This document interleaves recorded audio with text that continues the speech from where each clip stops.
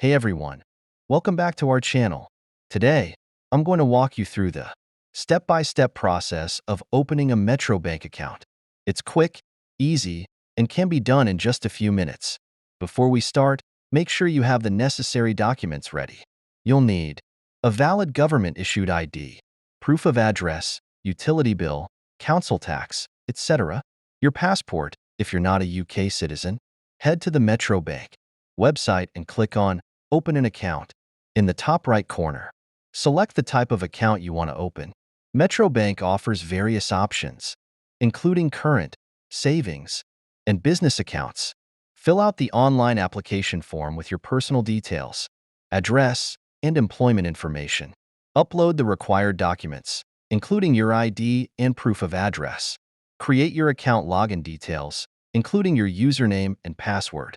Review your application carefully and submit it.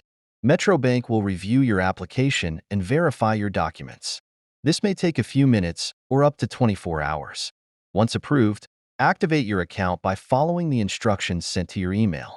And that's it. You now have a Metro Bank account. Thanks for watching. And don't forget to like and subscribe for more helpful content.